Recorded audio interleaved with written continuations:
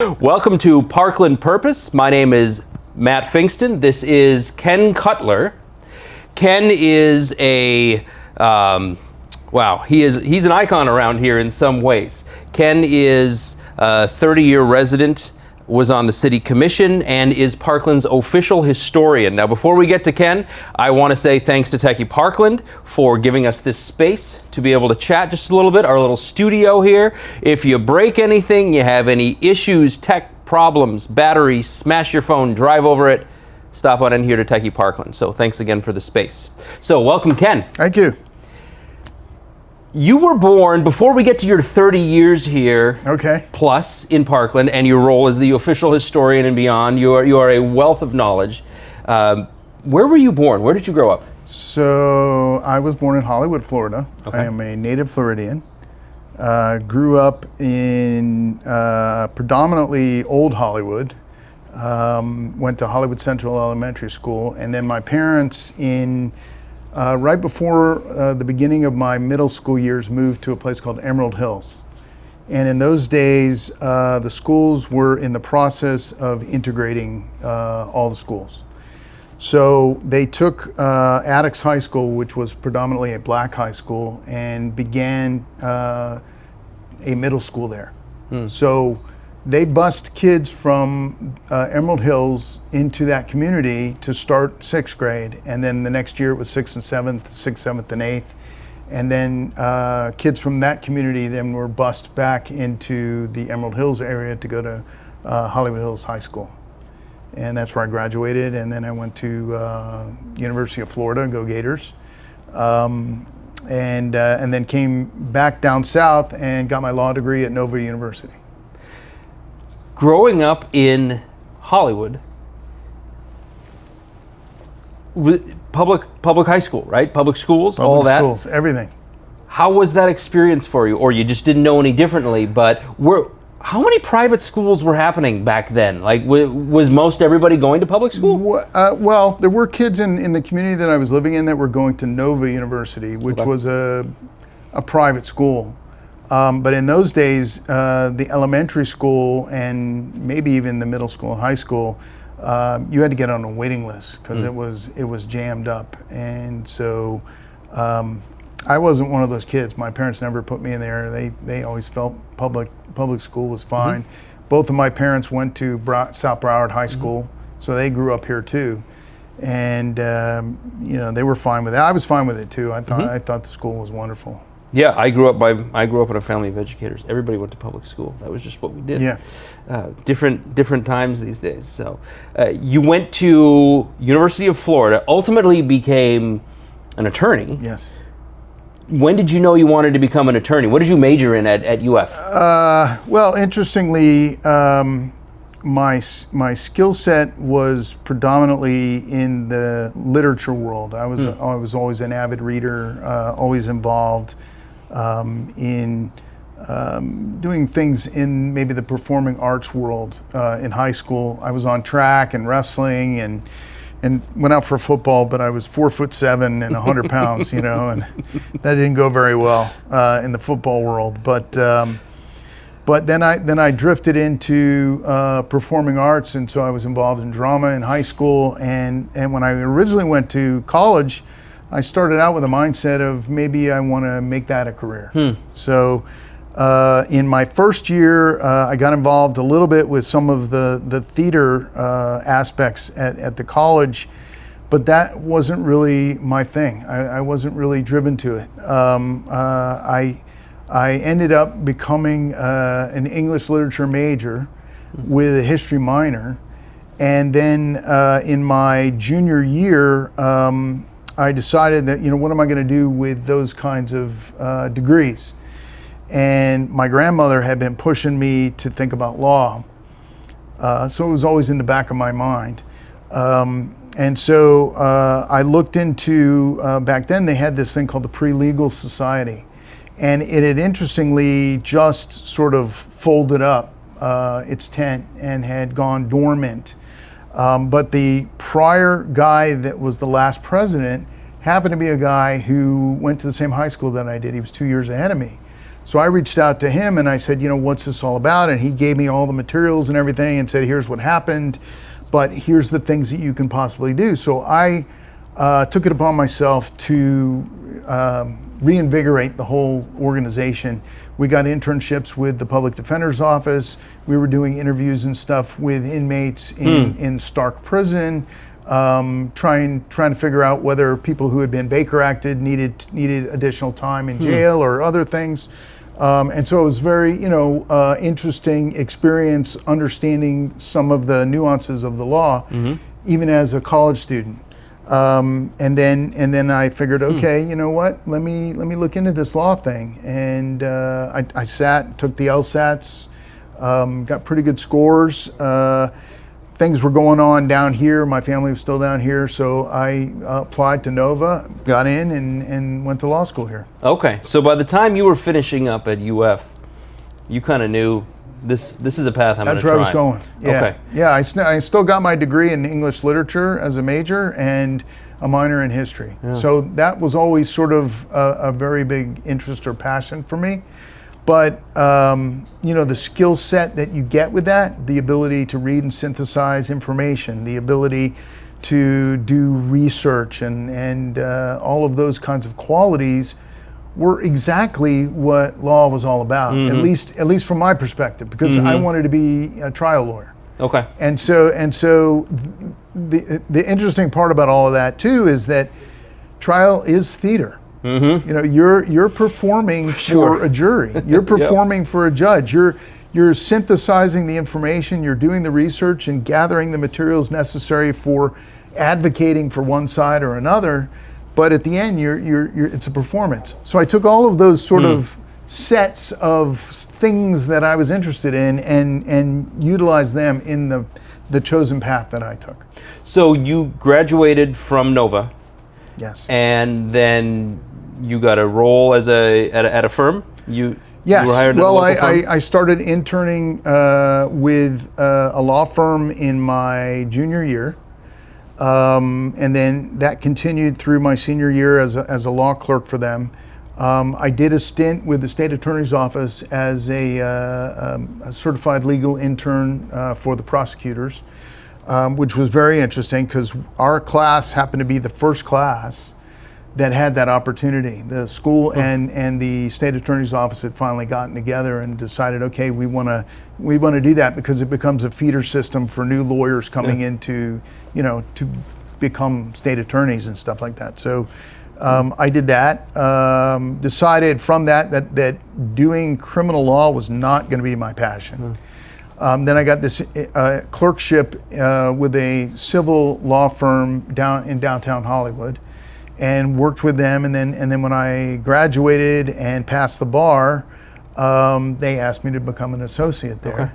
Okay. And in fact, my boss handed me a file and said, I need you to go argue this motion. And I said, I haven't been sworn in yet. Yeah. And he said, that's okay, it doesn't matter. Go to the courthouse, go early, go knock on the judge's door and say that you passed the bar, show him your results, and he'll swear you in, and you go argue the motion. I'm like, are you serious? So that's what I did. Judge Backman was a new young judge. This was many years ago in the county court back then in Hollywood. And I went to his office early before the hearing. In those days, we didn't do hearings on Zoom because that hadn't been invented yet. This was, you had to be there personally, right? So I knocked on the door. I told his judicial assistant what I wanted to do. She said, hold on. She went back into his office. He came to the door. He said, come on in. He sat down and we talked. I told him all about what I did, and he was very nice, really, really nice guy. And he said, okay, I'm going to swear you in. And he reaches over and he pulls a book off the shelf and he opens it up, and there's the oath. And, he tells me to stand up, raise my right hand, and I do that, and then he says, okay, go out there and you'll get called for the next hearing in the courtroom. So I went into the courtroom and we went and I argued my motion and he ruled in my favor. And so I won my first motion. That's wild. And had been sworn in that day. That's wild. So it was really great. And then of course, for the family and the show and everything like that, the third DCA in Miami does a big swearing in, thing with all the new lawyers. They all come down, everybody's in their suits, and their families are there and everything, and the justices come out and they swear in everybody at the same time. So we did that whole big thing too. So I actually got sworn in twice, but he just swore you in almost so that you could I could go make an argument. Go make an argument. That's right. That's right. Okay, so I don't want to spend a lot of time because there's a ton to talk about with you, but I want to just examine your history and background as an attorney. Did you become a trial attorney? Yes. The first couple of years as an associate working in this law firm down south, it was a firm called Hollander and Associates. Okay. Mr. Hollander was a real estate attorney by trade. But he had set up a firm that had multiple sort of legal paths. He had a real estate practice, he had a family law practice, he had a collections practice, and he had one guy doing personal injury. And that one guy doing personal injury needed an assistant. So that was by default, that's what I became. Okay. And he was trying cases, so I got an opportunity to, sit with him and to work cases up and to see how things work in the trial process. But I was only there for 2 years, and then one of the guys that had gone to school with me, to law school with me, who was a year ahead of me, had been working at a insurance defense firm. And it was a much bigger firm, and he was moving to another firm, and one of my dear friends called me up and said, "Hey, there's a job opening opportunity at this firm, you should look into it." And so I contacted the office. The attorney, his name was Wes Cattry, said, "Yeah, come on in, I'll interview, I'm interviewing." And I went in, and the interview was like 2 hours long.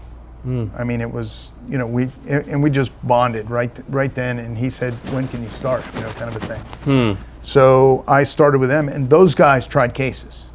Okay. I mean, and so I got to sit at the feet of these guys who had been trying cases already for 25, 30 years. I mean, that was a firm called Pfingsten Kessler, and the two guys that were the lead lawyers in that firm had been trying cases for 40, 50 years. They started trying cases when you didn't do depositions. You basically got a file and you walked into the courtroom and tried your case. Okay, so it was quite interesting to see sort of the dynamic of stuff, and working on the defense side, you had a budget, but at the same time, the insurance companies wanted you to do everything you could to win your case. So we did a lot of really cool things, and it was right at the time when computers were starting to really work. You started getting the email system coming in, and you started. I mean, the first phone that I had was one of those brick phones, that was 40 pounds, and you had to carry it in a suitcase with you and stuff like that. That was the portable phone and stuff. And so that was all during that first part of my career. In those days, you went to the courthouse and you sat for what they call 845 hearings for your motion calendar and stuff like that. And you learned at the feet of lawyers who had been practicing forever and really got to understand the nuances and the dynamics of what trial practice is all about. You got to sit in through trials, and the office that I had was right across the street from the courthouse. So I literally could go over any day, and if one of the members of my firm was in a trial, I could watch how those trials worked and learn, really learn from the bottom up what trial practice was all about. And then I got to try cases. So I tried cases at that firm for just about 10 years. Okay. And then these two guys, interestingly, one of my closest friends had a bachelor party. And one of the guys that he was friendly with, because he had gone to law school down at the University of Miami, a guy by the name of Alex Daskell was at that bachelor party, and we got to talking and everything, and he said, we're really looking for a litigator. And so we worked some things out, and the next thing I knew, I had gone from the defense side over to the plaintiff side. So now I'm on the other side of the spectrum, and I walked into that office, and they had 125 active cases in litigation from the guy that I was replacing. Wow. And it was just me and one other assistant. And so is this personal injury, by the way? All personal injury. Okay. All personal injury. Wow. Okay. And so Also interestingly, I was supposed to give 2 weeks notice. I told them I need to give my law firm 2 weeks notice before I change jobs. I didn't want to burn any bridges. They said no problem. I told my boss, and then they called me up 3 days later, and they said, the guy that you're replacing left. He just left.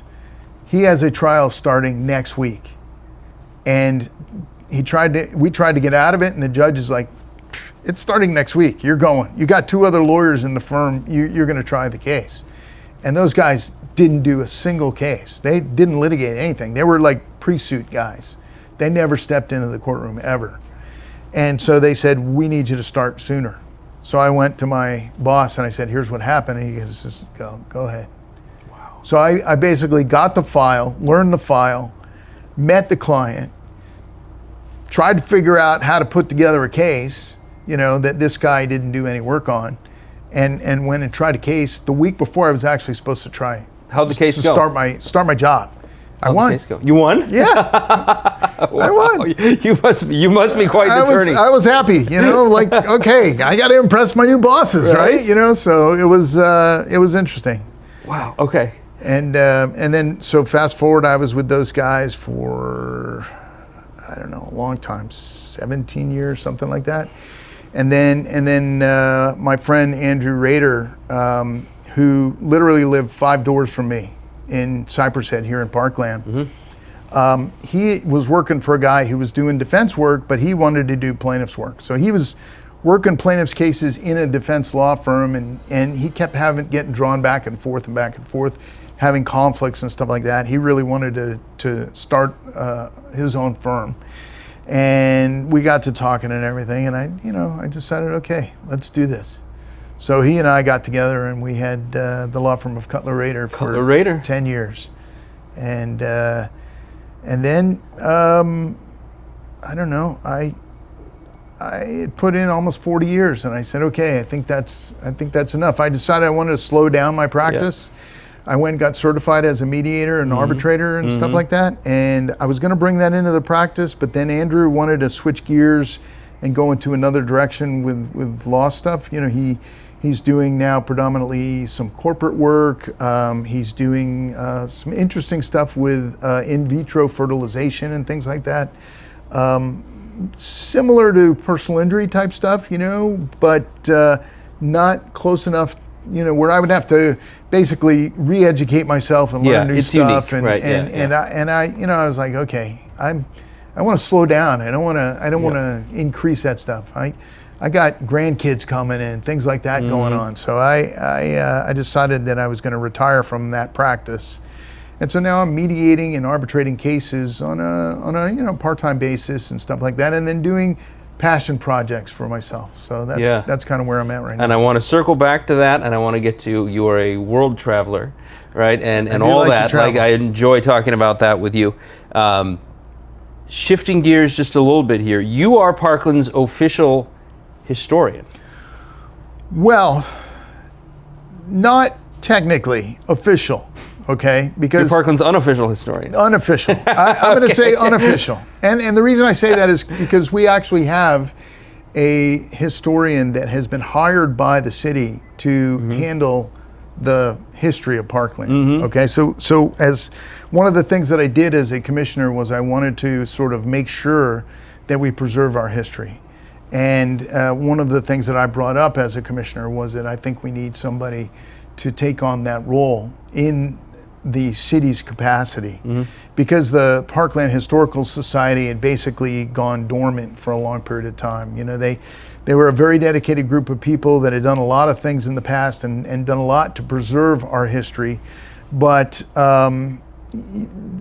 as with all these small organizations, it's very hard to bring in new people, and history is one of those topics where you're either interested in it or you're not interested in it. And I'm finding that a lot of younger people are not necessarily interested in history. It seems like older people tend to migrate towards that, and I don't know if that's a maturity thing or now you've gotten to a certain point in your life and now you're looking backwards again? That's what I think it is. You know, right? I mean, I've always been into history. Yeah. Speaking for myself, my father was a history teacher, all that, right? So it runs in the family a little bit. It's always been kind of interesting to me, but when you start to see your own, step outside yourself a little bit and see your own place in history, right? Yes. Whether it's your family, I look at it as my father, and I'm looking at him, well, this is me in 30 years, right? Thinking about my perspective, his perspective, and then my kid's perspective. I'm kind of right in between. I have a 13-year-old son,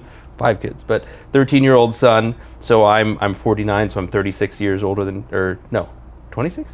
36 years older than him. Wow, right? And so my father's 31 years older than me. Right. And so I look and go, I'm interested in where you came from and where I come from, what this dynamic is. Yeah. Sorry, I'm not trying to steal the conversation there, but no, I think as we get older, that perspective shifts and we look around a little bit and go, whoa, where did I come from and where am I going?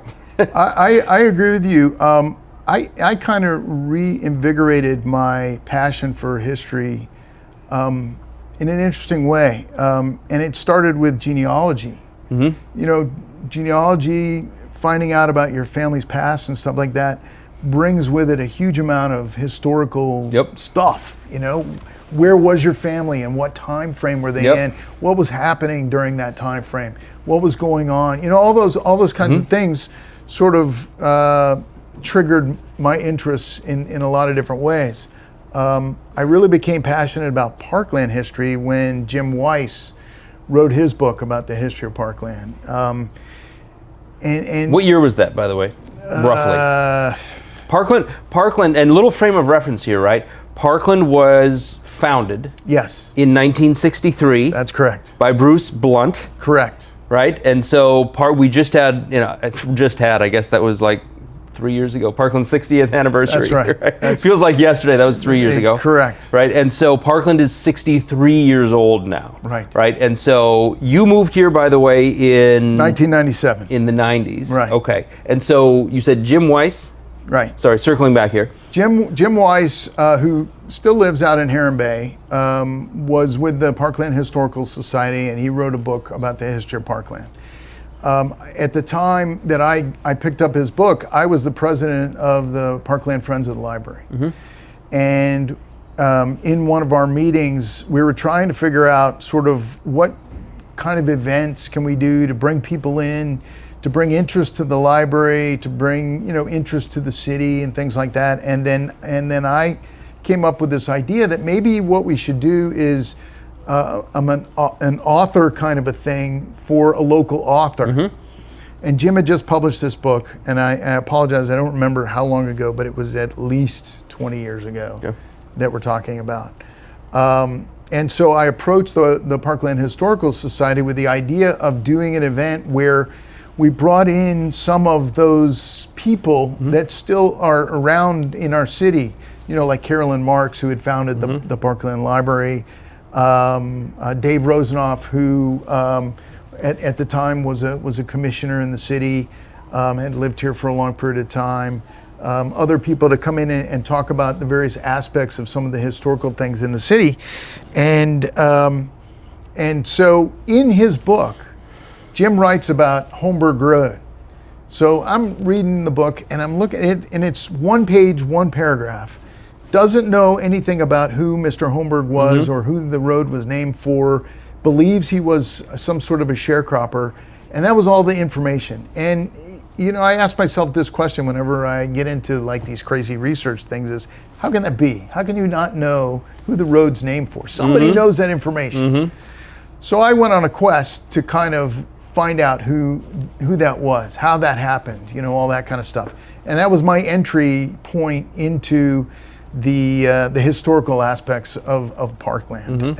We put on this presentation. It was an event that was sponsored by both of the two groups, the Parkland Historical Society and the Friends of the Library. It was very well attended. It was sponsored by my law firm at the time, and it was a huge success. A lot of people showed up there, and it was really great. And then I started this whole sort of passion in doing this research and tracked down the whole aspects of who Holmberg was and all of those kinds of Who was things. Holmberg?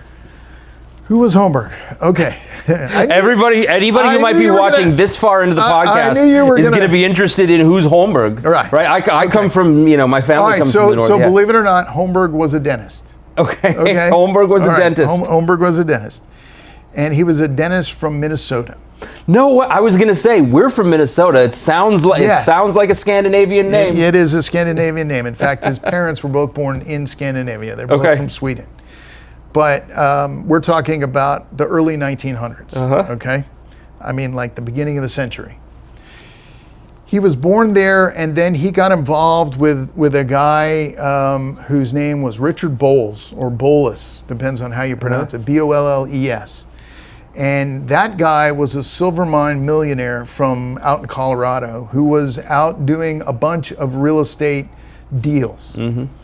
He came to Florida, and in Florida, he founded a couple of different development groups, made a deal with the Florida legislature to drain the Everglades, and basically got, the deal of a century. He got to buy acreage for like $2 an acre or something like that.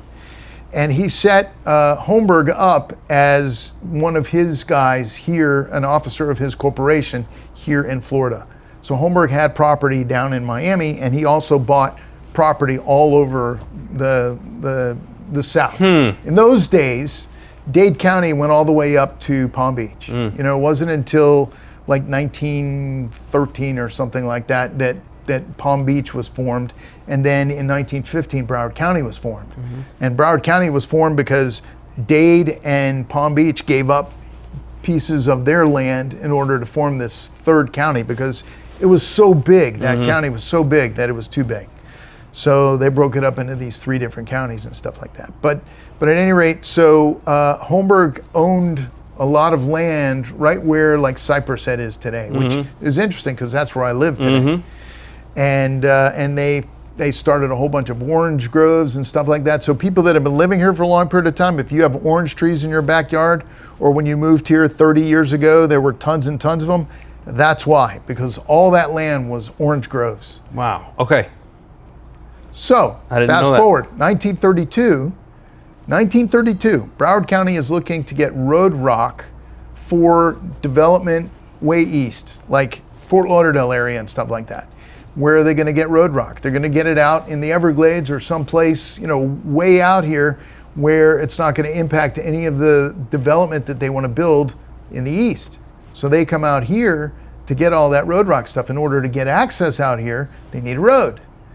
Well, Holmberg has a road that he's using to get to his groves. And so they convinced Mr. Holmberg and other guys. There's a guy named Frank Hunt who was also very involved in politics back in the early days of Broward County, who had owned land next to the Holmbergs, to basically give up the land that they were using for the roadway in order to build their roads to come out west to get the road rock that they were going to use to build the roads east.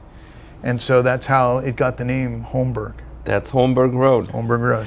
1932. 1932. Parkland's not even founded until 1963, so bear in mind it's 30 years or so before it was even a city. Holmberg Road is 3 decades older than the city of Parkland. That's right. Okay, so we'll fast forward a little further here to the 90s.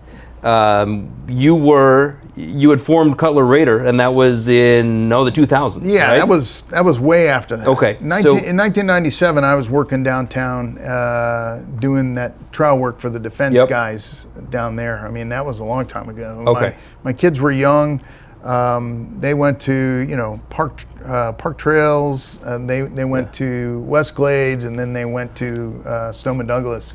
They went to all the schools, so they were young at the time.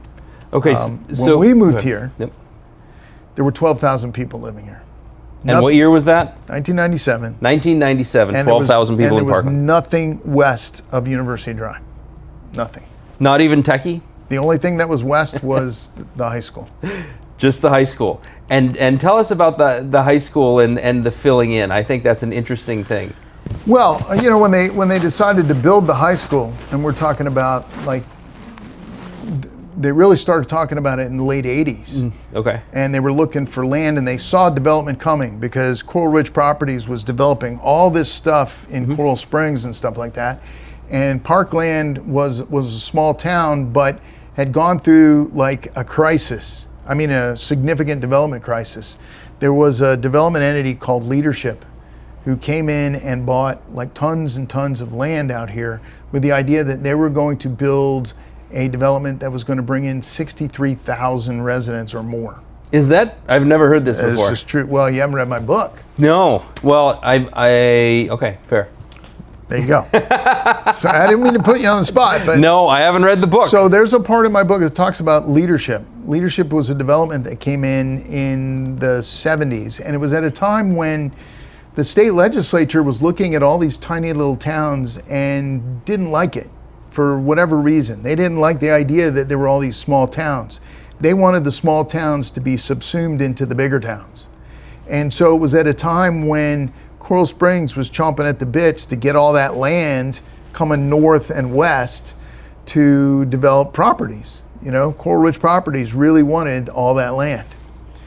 And so the commission at that time frame was getting very nervous about it. It was at a time when Harold Buckhold was the mayor. And so he was looking at ways to try to protect the city from the incursion of other towns or getting subsumed into other towns because of what was going on with the state legislature. So he was pro bringing in this leadership development people to come in and build all these homes. And they literally were going to go from the edge of where the ranches are today all the way out west to where Heron Bay is built today.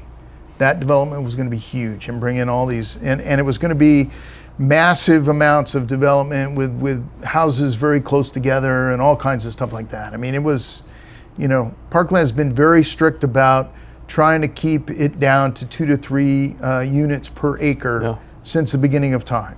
That's always been sort of like the drumbeat of what the commission has been trying to maintain in order to keep that small town feel. That wasn't going to happen with Leadership. And fortunately, what ended up happening is the South Florida Water Management District and Broward County put a kibosh on the Leadership development plan. They said this is too much. It's going to have a significant impact on the watershed and other stuff that was out here.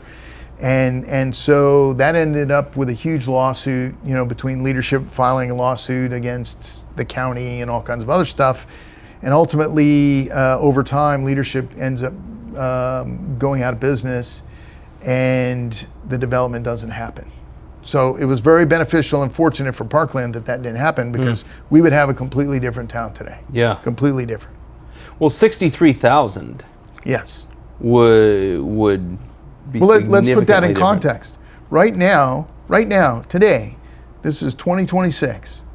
There are probably about 36,000 residents in the city of Parkland. So in context, that's almost double the size of what we have today. Yeah.